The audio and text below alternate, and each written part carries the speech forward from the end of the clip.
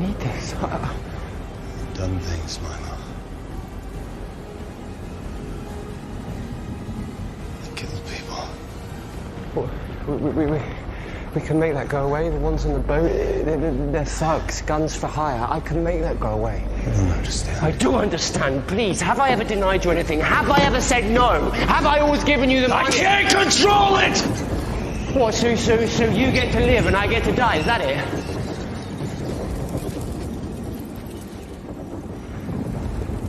It's a curse. Hey everybody, welcome to Citizen Frame. Again, getting this out of the way now because I always forget. I am Ciaran, your host, and joining me is Trevor. Great to be here, Ciaran, as always.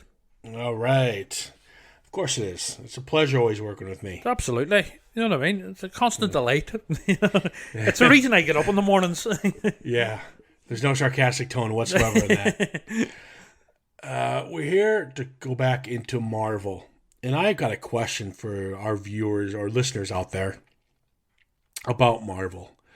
I got to blame Sony on this one, and Marvel. Not Disney and Marvel. They're two different entities. Mm-hmm. Because at least with Disney, Marvel, if they're doing character stories, other characters, bringing in origin stories of like characters or characters who are coming into the universe, they'll put them on Disney Plus and give them like 8 good episodes. They're really good reviews, like Loki and what do you call them, Hawkeye and Moon Knight, WandaVision, all that sort of thing. Yeah, and they're all going to be coming in to the Marvel universe. Mm-hmm. The new phase, wherever they're phase 4, wherever they're on now. My problem I have is with Marvel and Sony. Why can't they just give their side projects, these side characters that they're bringing into the universe, a better arc? Why can't they invest the time, the money on a good script and really focus on it like they did with No Way Home?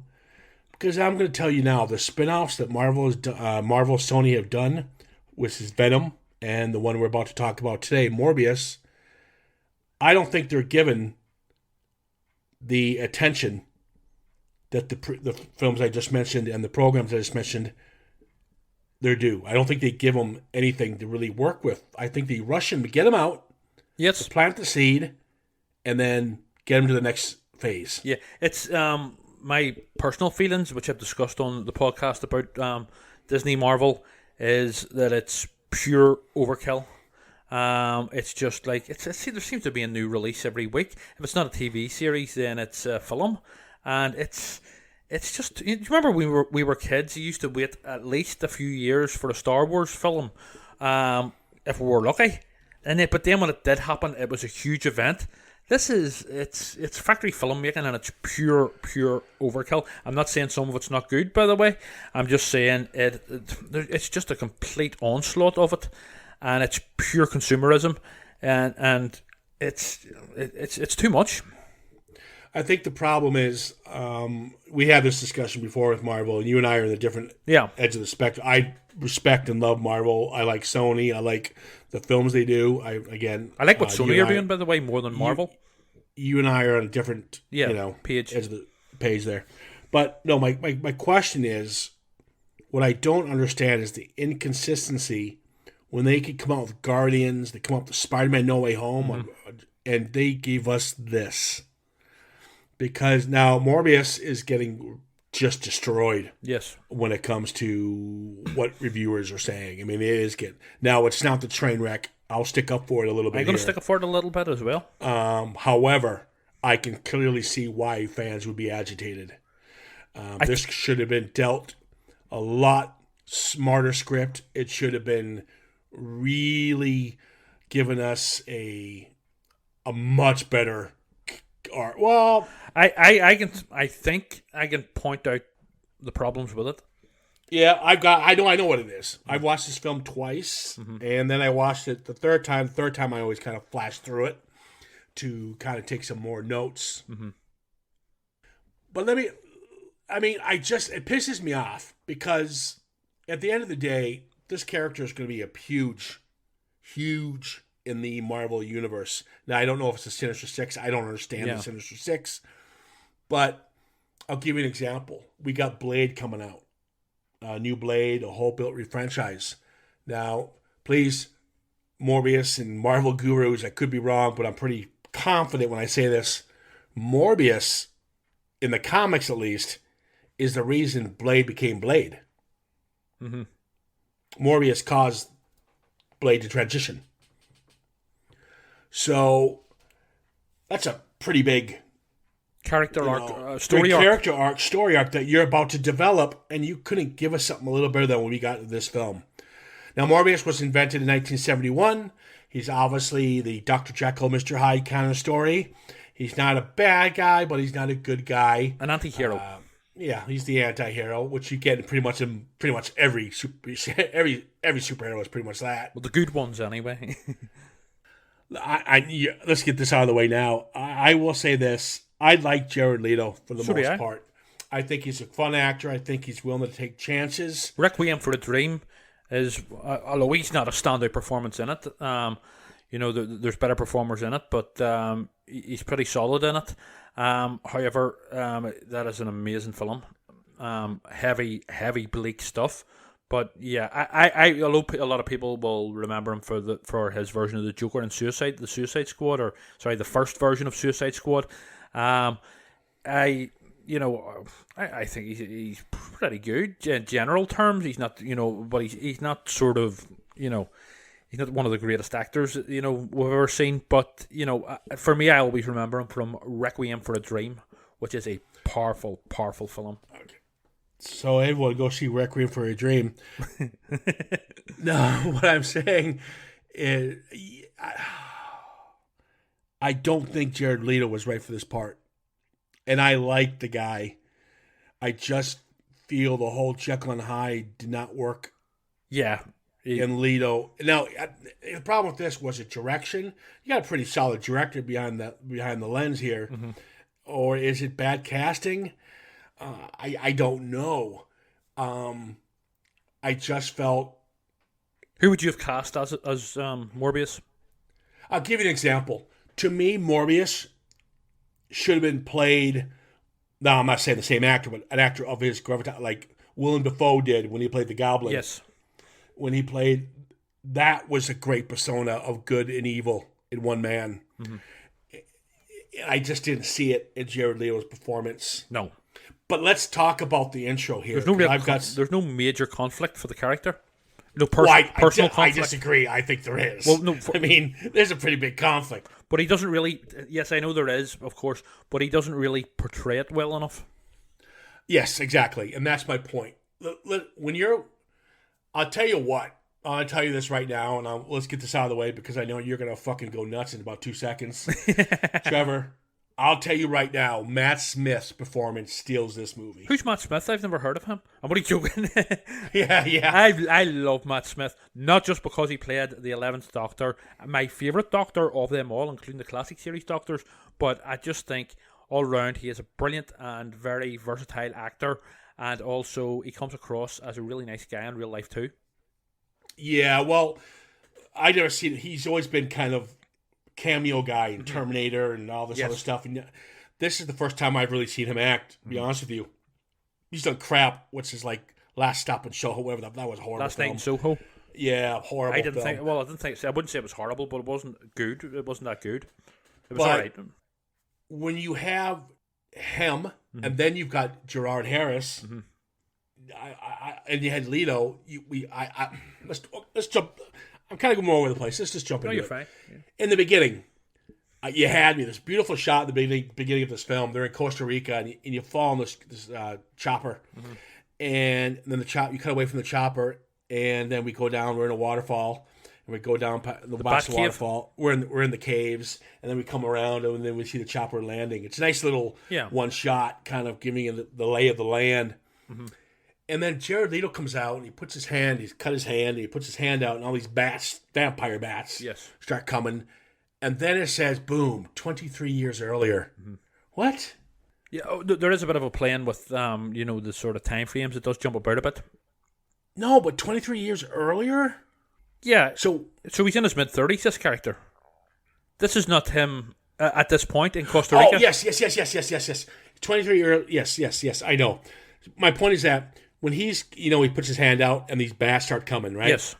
Those are the bats he traps. Yes. And we see them later on in this thing, right? Yeah. Remember when he unveils this big glass? Yes. It's a fucking full of bats. Yeah. It's a cage full of bats. Those are the bats he kidnapped in that beginning scene, right? Yeah. Okay. That's what I took out of it. Yeah. Okay, cool. Well, here's what works for the film. And their arcs, especially Matt Smith's. Yes. And what I like, and I think Jared Harris is nice to see him. Good actor. He was good Great in actor. Chernobyl, that miniseries from a couple of years ago. Yeah. So, but again, I think he could have been in it more. I don't know why he wasn't featured in it more, but I do like the fact how it introduced young Milo Lucian, Matt Smith's character, and then you've got our boy Morbius, and how they have this rare blood disease, and how they met in this hospital / school, Greece, yeah, and it's kind of like a gifted school hospital. yeah, it's a weird one. That it was like fucking. It was a school like for gifted X-Men. kids, but also sick gifted kids. Yeah, Yeah, it's like X school for hospital, X hospital. yeah, I don't know. but for Xavier. kids that weren't well with a blood condition. Yeah, Yeah, we see, and you see, there's a scene where Milo gets beat up, yes, but it shows off Milo's anger at the same time. yeah. It's a glimpse into what It's he a would glimpse of what's to become. become. This sort of dark shard in his soul, but Morbius himself has a dark side too, although not quite as much as his de facto brother, Milo. And when they split them up and they go their separate ways, you kind of feel sorry for the kids because that's all they kind of had. Yeah. And they have this common. Now that's quickly fixed because we find out next scene that they're still buddies, and they're living in New York. Is it Milo who's and then you got the biochemist award. Yes, that was Morbius that gets that. Morbius gets that. He's the biochemist of the group, where Milo is more just kind of Playboy type. hanging, Yeah. Playboy hanging, yeah. And he works with children, and it's like he's taken his disease and he's made it for the good, and he's trying to work with it and try to obviously overcome it and try to fight, get a cure, Make the world a better serum. place, but also cure himself. Exactly. Where Matt Smith's kind of just sitting back, and Jared Harris is with Matt Smith. Why is he still with him? Is Jared Harris his father? No, but he sort of has been current for him. It's obvious Matt Smith comes from money and has a lot of money, so he's obviously paying him to look after him. So they decide to go to international waters. And the reason they go to international waters is because there's no law, so they can eject themselves. Yeah, with the serum. it's basically illegal experiments. Yeah, and I like that. I like that little segue. So far, I'm into the film. I'm kind of rushing it through. Did you notice the Nosferatu reference at this point? Yeah, I saw it on. Was it a poster or something? It's a boat. It's a boat. Was it the The boat? name of the boat is the director of Nosferatu. Oh, is it? Yeah, What's Nosferatu? yeah. Well, the original 1922 one, and also obviously Nosferatu is a version of Dracula. It has a boat coming into in the dock full of dead bodies. The worst actor in the film is Martine Bancroft. Well, she's Dr. Bancroft. She's like the I guess you could say love interest, but not really. Cause, Generic science lady and love triangle woman. Yeah, it was all a bit generic and sort of shoehorned. Yeah. So when he decides to inject himself and he's behind this glass, barrier, obviously it doesn't hold. And this whole attack sequence when he's injected, I think it's really cool.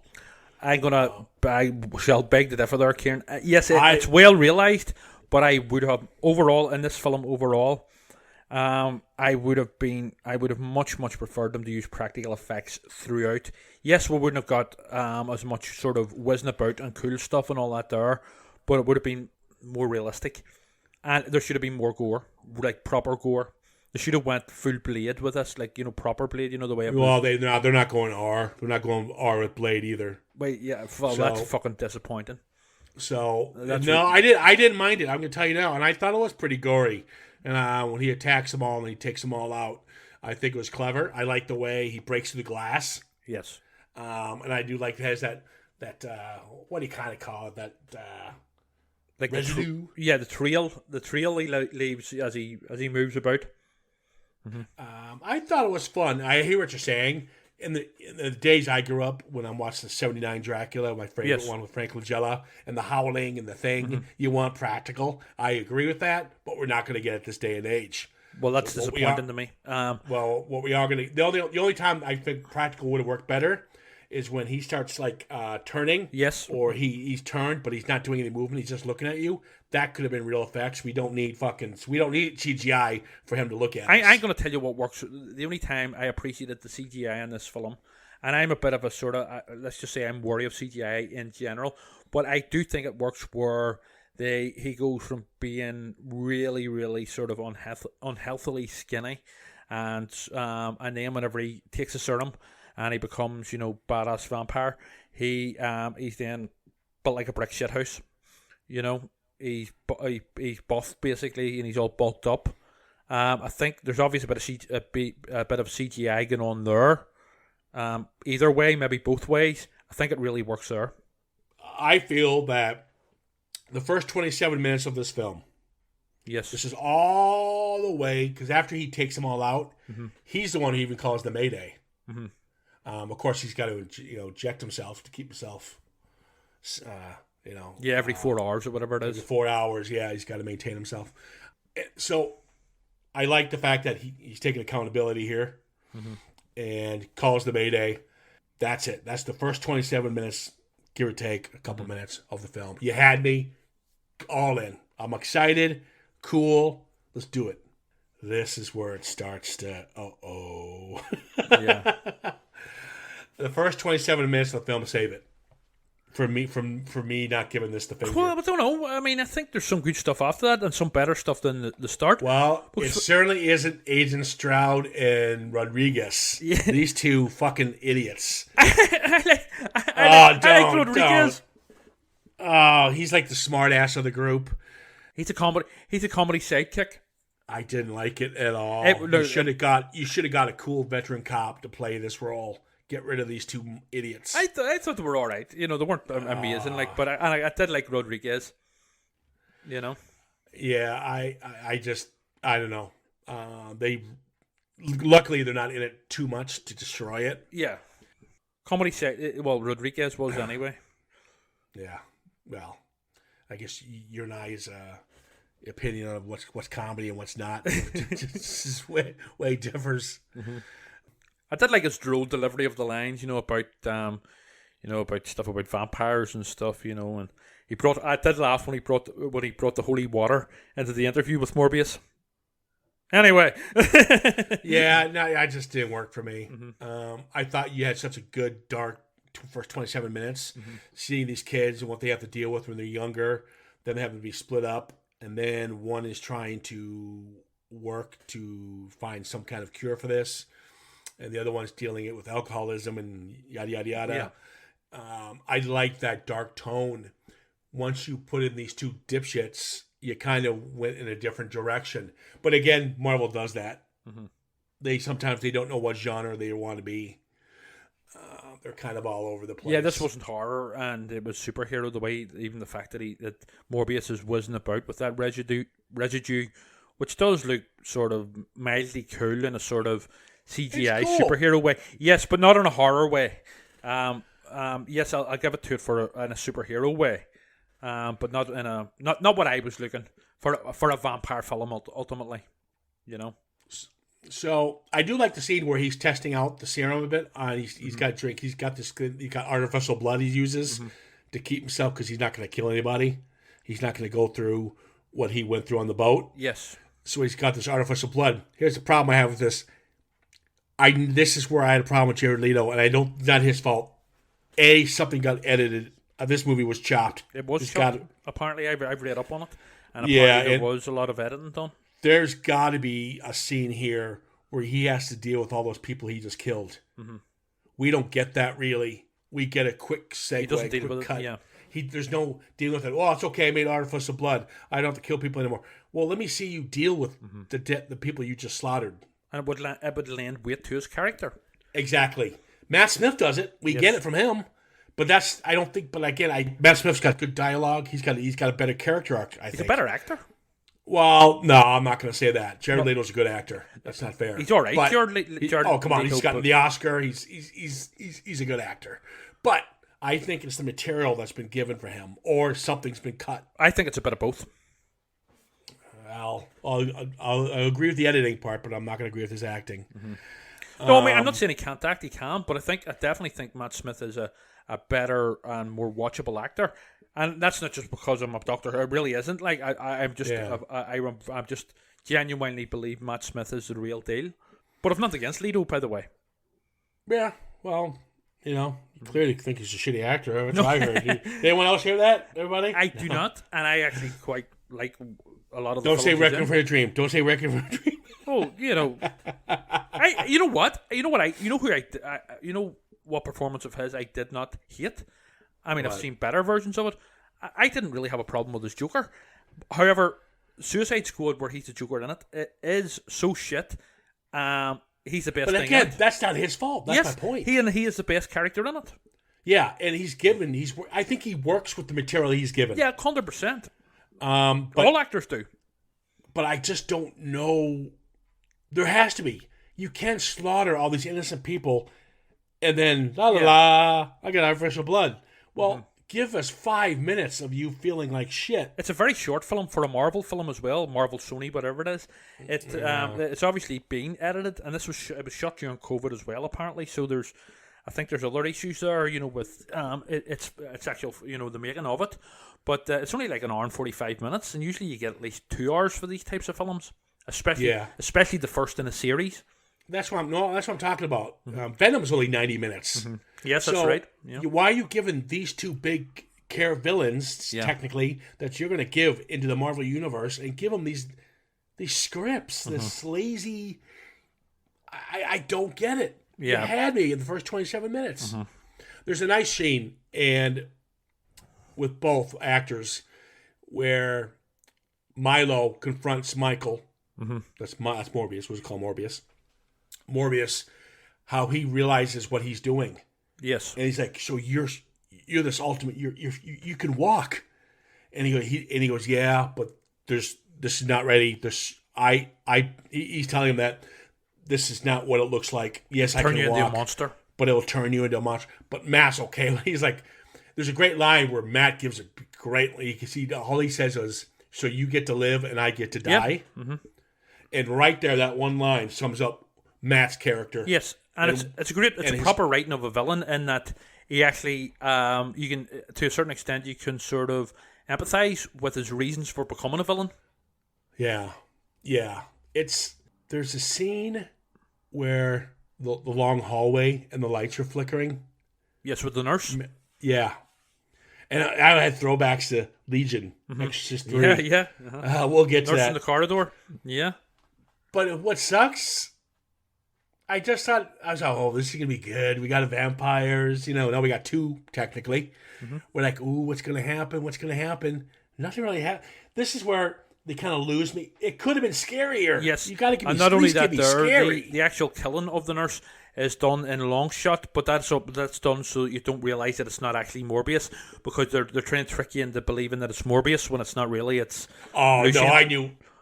Yeah, it's obvious, but I mean, they were still trying to, at that point, they're still trying to, in a way, trick us. No, especially after the scene where Morbius is telling Milo, you can't do this. We all know right away. It's Milo. Obvious. But, but they're still sort of trying to convince us that it just might be Morbius. I like how they played with the sonar. How he's kind of realizing he's got sonar now. Yes. Kind of like the play they did with Daredevil. Daredevil kind of got the same thing. Yeah. Which I thought was kind of fun. But again, like the hallway scene, you have these glimpses of two really, good actors going at it. And then you follow up the hallway, death of the nurse. And you get that fucking stupid love triangle thing. Oh, yeah, the nurse. See, I don't get. The problem is you don't need all these fucking characters. Yep, I would quite People happily don't want to see Nurse. She was actually pointless in this entire film. She offered nothing. Yeah, I would. Yeah, 100%. And I would happily just see a film with just Leto and Matt Smith going head to head and bumping off a load of extras. In the meantime, with with Officer Rodriguez investigating. No, and making bad puns. You have a road cop. Okay, Yeah. you have like a cool road cop. We'll say I always go Gary Oldman. Yeah, we'll say Gary Oldman. Veteran cop who's laughed off the force because he investigates Spider-Man or whatever. Mm-hmm. And he's investigating. You got Jared Harris who's trying to keep the peace between these two. Mm-hmm. That would have been cool. Yes. And that's it. You just need 4 characters. Everything else is cannon fire. Just let them get it. In a way, in many ways, this film feels underdeveloped, but at the same time, certain aspects of it feel overdeveloped, like the stuff with the love interest doctor lady. And I can't even remember her name. She was that blonde. And Bancroft. It's like they focused on the wrong things in this film at times, and then whenever they do focus on the likes of Matt Smith, he really does fucking shine, and it is it is the strongest point of the film for me.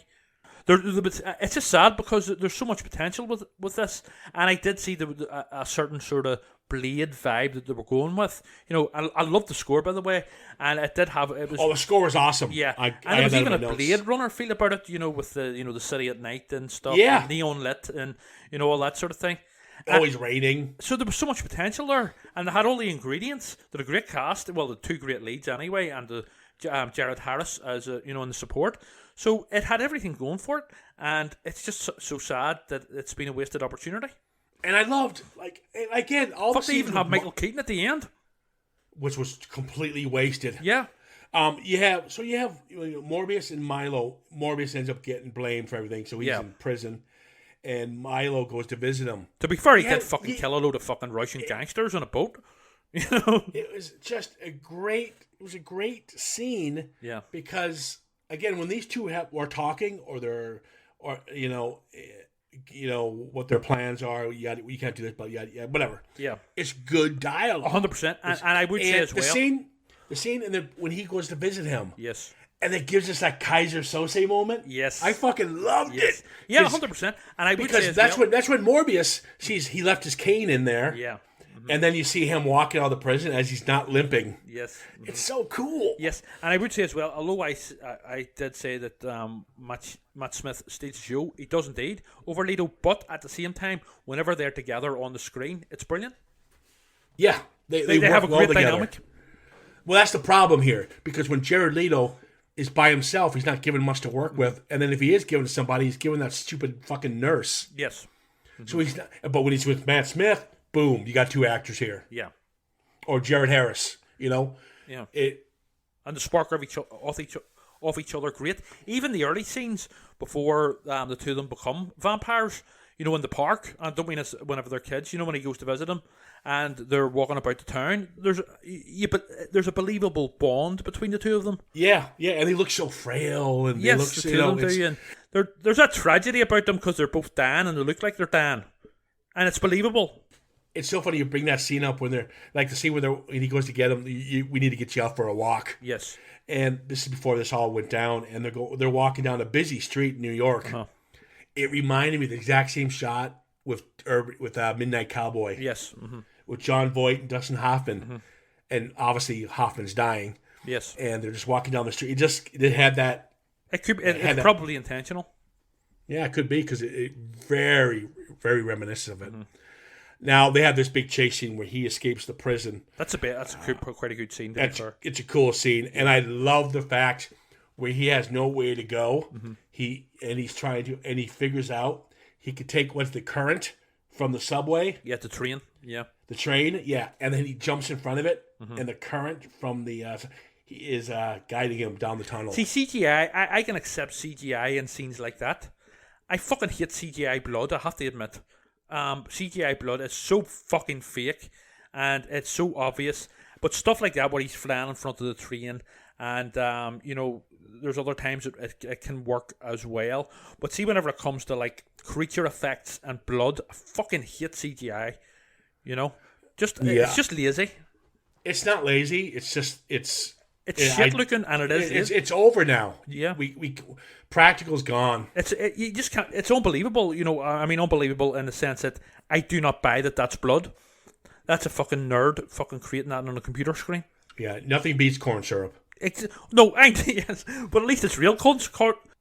Yeah, I know. You're right. Nothing beats. And we used to have squibs. They call them. Yes, where they're the little exploding that make you look like you got shot. Yeah. Now it's CGI'd, and you can tell 100%, and it's cartoonish. really frustrating. But it's just like watching someone play a computer game, and that pisses me off. It takes me out of the story. Yeah.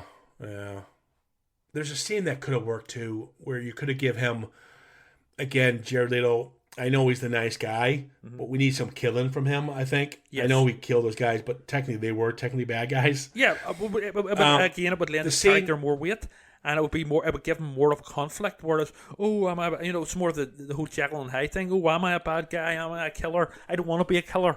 But yeah, the only people he killed were the Russian badasses on the boat. Well, we're getting to the one scene we're about to talk about. I like to see he's sitting there reading the Daily Bugle. Yes, I like that and touch, he overhears these couriers, these guys talking. Yeah, and you're wondering what's going on. So he decides to follow them, and you find out these bad guys they're counterfeiting money. They're counterfeiting money. So what he's going to do, he's going to take over their lab. their lab, so he can work on his own stuff because he's wanted. But these are bad guys. Yeah. Let him take out guns, and he starts firing at them, and he kills them or kicks ass. He breaks your man's hand. He doesn't. I do like when he breaks his hand bit by bit as he's explaining what bone he's breaking. Yeah, do you know there's 23 bones in the human hand and stuff like that? And then he says, you'll be all right. Get to your doctor, and you'll be all right after a while, sort of after so many days or whatever. I do. That creeped me out because I was like, ew. I didn't mind that. Yeah. But he should have just said killing here. I want some killing.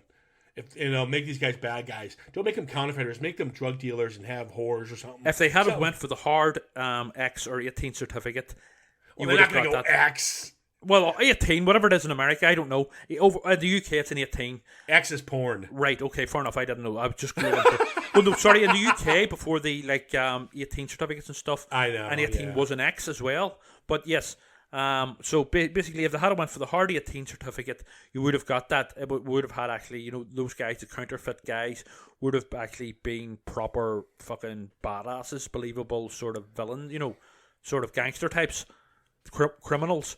But instead, it was a bit light.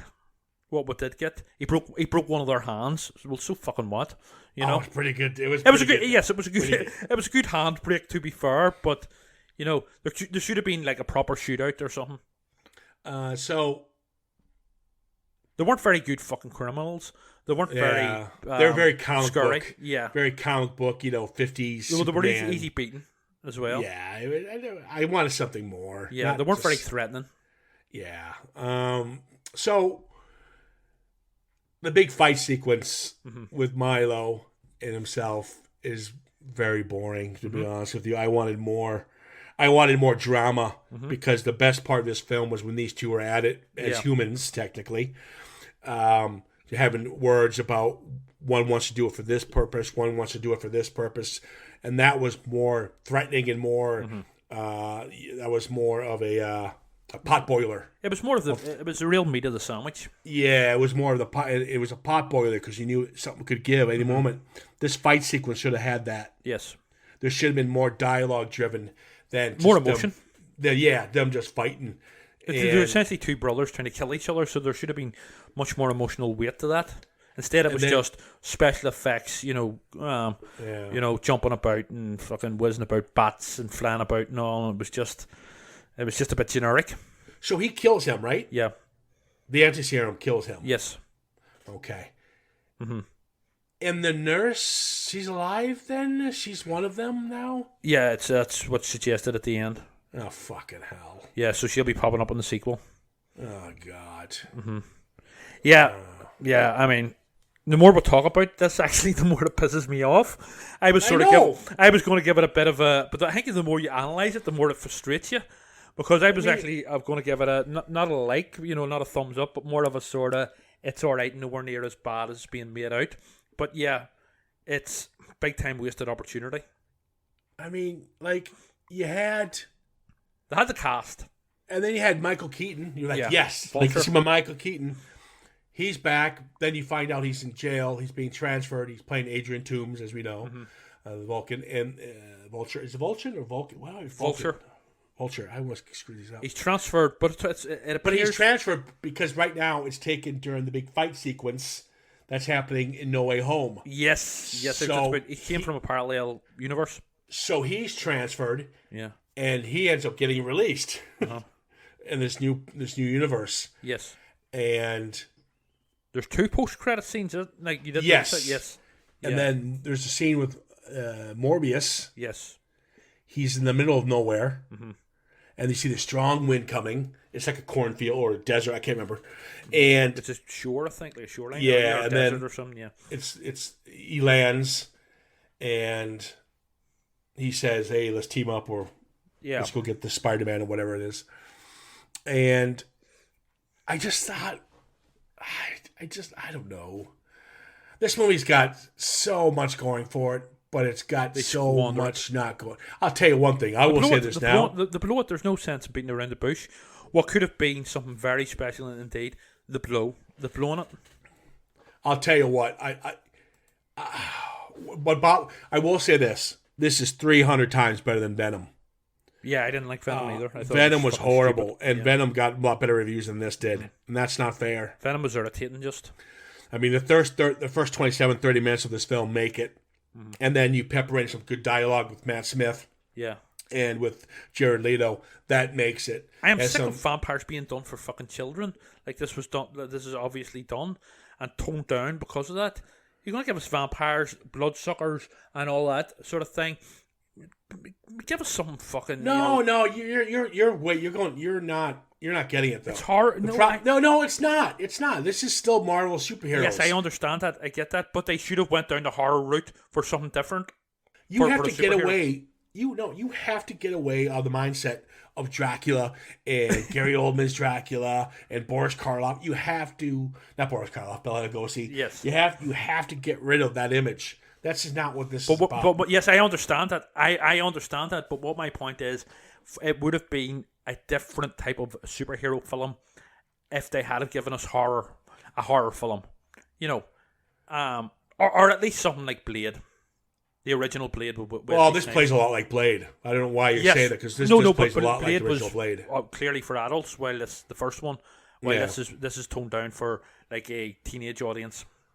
Well, at the end of the day, I think we pretty much dissect it quite well. This is actually we actually dissect this one quite well. We actually don't do that with our reviews. Yeah, well, we should have fucking directed it. I'm only joking. Yeah, we should have. I think this boils down to, in the beginning of the podcast, I talked about, is Jared Leto the problem? And you know what? No, he's fucking not. producers are the problem. It's the producers who got involved with the director's work. Factory and filmmaking. and that's Kevin Feige. Yes, He's the one who runs Marvel. Yes. He got his hands on this, and no, I don't want to. No, that's too emotional. Factory filmmaking, and not only are they destroying the visions of directors, they're destroying cinema and proper sort of visual storytelling, and it pisses me off.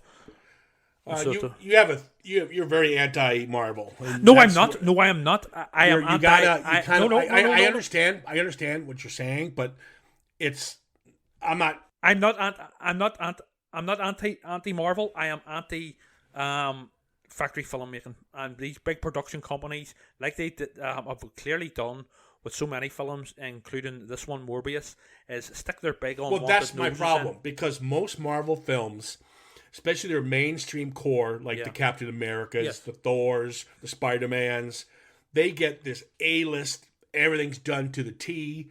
We're going to 2 hours and 20 minutes of fun. We're going to be doing this. Why can't you do that with Venom and Morbius? Mm-hmm. Because there is something here. Mm-hmm. And if you can do it with fucking Doctor Strange in the Multiverse and make it a little scary, then you could have done it with this one. I agree. What happened with Jared Leto should become like a drunk for at least 20 minutes, giving us something where he has remorse, killing those people. Yeah. Give us some kind of remorse. Matt Smith, Jared, how do you put him in here and not utilize him? Yeah. He's a good actor. Yep, 100%. But instead, you give it to the fucking nurse who offers nothing to this film. Yeah, it's a completely pointless character. So I think what they're trying to do, and this is exactly what happened. Behind the camera, they thought they had something pretty good, pretty scary. I guess. I guess they thought they did, because that's why they had to pepper in those 2 fucking idiot cops who destroyed it, because you're not seeing the film that they think you're seeing. Yeah. If that makes any sense. Guys, listen, we're ripping on it pretty good, but I think we're being fair. We're being fair. I think we both went into this trying to give it a fair crack of the whip, but the more we talked about it and actually dissected it, the more it's frustrated us, and we're actually quite sort of, we're a bit pissed off, It's better than what the reviews are saying. Well, yes, it is. But can I just say as well, we're not pissed off. Well, we are sort of pissed off from an audience point of view, but we're also pissed off for people like Leto and Smith, and the director, who had the ingredients, but it's clear that the studio have been involved, and there's been notes passed and says, you have to do it this way, and blah blah blah, and it's ruined the film. It's ruined what could have been something very special indeed and very memorable. I'll see in a fucking couple of weeks' time. I'll have forgotten about this. Yeah, it's unfortunate. There's a version out there that's a little edgier that we didn't get. Mm-hmm. Yes, and I don't get. And that's sad, and it's just it's a reflection of mainstream filmmaking today, and it's one that I don't like. It's the ugly side of these studios poking their noses in, instead of just hiring the director and then putting their faith in his vision. You know what I mean? That's why they're supposed to have hired him in the first place. Producers are fucking corporate twats that sit in offices. They're not fucking actually creatives themselves. So maybe they should actually just stay out of the creative process and leave it to the fucking people who they've hired, who actually know what they're doing. Yeah, well, it's the never writers and the directors. Never. That's why they hire guns for hire. I mean, I know a couple of directors out there that I watch frequently because I know their stuff. But at the end of the day, people don't. We used to go to cinemas to see a Spielberg film. Yes. We used to go see a John Carpenter film. We used to go see a Scorsese film. Now they don't even know who the director is. They don't care. It's because Marvel's doing it. Yeah, I know. It's in Marvel. You're consumerism. You're damaging consume product. You're damaging your franchise by putting in these side projects that deserve better. Big time. It's not fair to the directors. It's not fair to the actors. They lose their power. They lose it. The more you give us, it's a law of diminishing returns. The more you give us, the less power it has, and it's fucking so much overkill. They should really want their fans to be itching for more, to be longing for, and can't wait until the next release. Now it's just another Marvel film, another Star Wars film. Well, so fucking what? There was one last weekend, Yeah, and that's why coming up soon, Top Gun, and they're saying Top Gun's going to rebuild. They say it's going to bring back the summer blockbuster. Well, to be fair, we've waited 35 years on that, so they've certainly done it right. well, we'll see though. Hopefully, this will start something. Kickstart the blockbuster. I really hope it does. Listen, guys, this has actually been a fun one. Didn't realize it would take this long. We actually spent more time talking about this than they did in the script room while rewriting some of this film. Yeah. And it was good to get some things off my chest as well. I still like I'd give it a pass. I don't think it's the train wreck people say. It's not as bad as people are making out. However, it has some serious and very obvious flaws. I wouldn't waste your money going to the cinema to watch it. I would wait till you can see it on TV or something. Yeah, it's on video on demand now, I believe. Yeah. So there you go. The new issue of Phantasmagoria is out now, available on Amazon, Amazon all over the world. Yes, it is indeed. The Bran Lumley special dedicated to the life and work of the sort of worldwide bestseller, Bran Lumley. And, it's also available in Forbidden Planet International, Belfast. There you go. And you're off tomorrow. You're going to... yes, at time of recording, I'm going to the ChillerCon convention in Scarborough. There you go. And then, so he's going to plug us there, so we're going to get a bigger audience. We got posters. Yes. Yeah, that's right. We got posters. We're up market. Now. Yeah. How about that, Hollywood? Beat that, Hollywood. We got fucking posters. That's right. We're now in... now it's 85% of the streaming market, plus iHeartRadio. I mean, come on. Yeah. But that's because we got posters. That's right. This is how you know we're hitting the big time. We got posters, and we're going to ChillerCon. We're so pathetic. Yeah. All right, guys. Next time you hear us, we'll be talking Top Gun. We will indeed. Maverick. You guys take care of yourselves. Have a good one. We're out.